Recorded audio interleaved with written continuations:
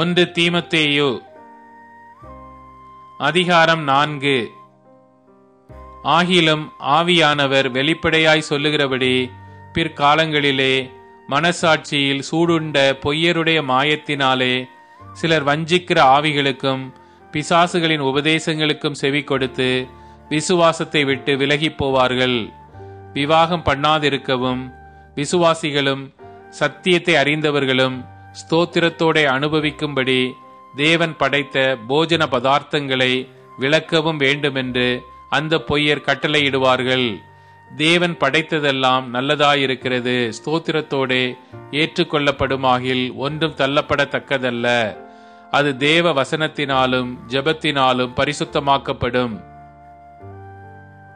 இவைகளை நீ சகோதரருக்கு போதித்து வந்தால் விசுவாசத்திற்குரிய வார்த்தைகளிலும் நீ அனுசரித்த நற்போதகத்திலும் தேறினவனாகி இயேசு கிறிஸ்துவுக்கு நல்ல ஊழியக்காரனாயிருப்பாய்.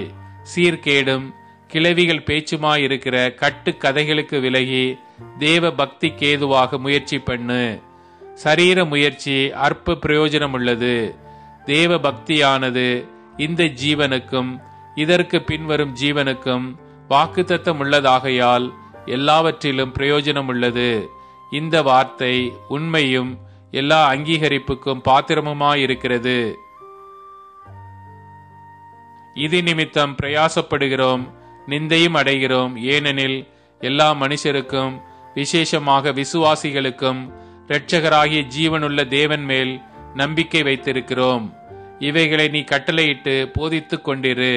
உன் இளமையை குறித்து ஒருவனும் உன்னை அசட்டை பண்ணாதபடிக்கு நீ வார்த்தையிலும் நடக்கையிலும் அன்பிலும் ஆவியிலும் விசுவாசத்திலும் கற்பிலும் விசுவாசிகளுக்கு மாதிரியாயிரு.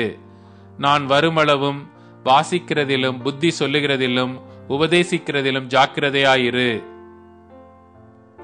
மூப்பராகிய சங்கத்தார் உன்மேல் கைகளை வைத்தபோது தீர்க்க தரிசனத்தினால் உனக்கு அளிக்கப்பட்ட வரத்தை பற்றி அசதியாயிராதே. நீ தேறுகிறது யாவருக்கும் விளங்கும்படி இவைகளையே சிந்தித்துக் கொண்டு இவைகளிலே நிலைத்திரு.